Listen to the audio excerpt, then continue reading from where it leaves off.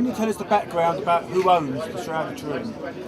Yes, there's a certain antipathy towards the Shroud amongst Christians who are not Roman Catholics, because there's a feeling that it's very much a Roman Catholic artifact and that Roman Catholics cling to it.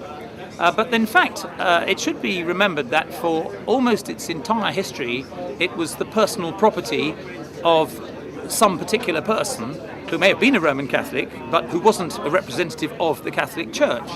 And most recently, the individual who owned it was the King of Italy.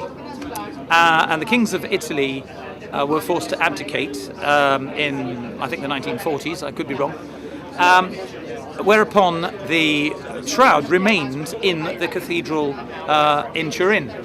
However, as part of the abdication, according to the Italian government, the King of Italy ceded to the Italian state all his property in Italy, which included, as far as the Italian state is concerned, the Shroud of Turin.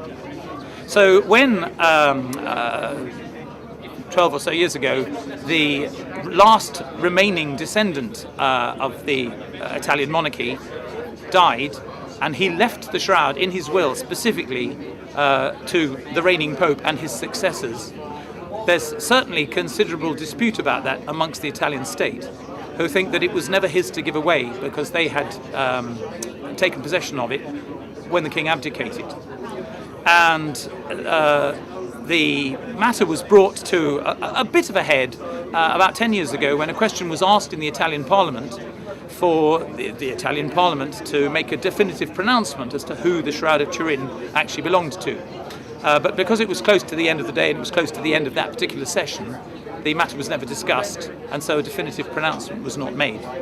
But I would think that there is certainly a fairly strong Italian state idea that it belongs to them, it doesn't belong to the church at all, or the Pope.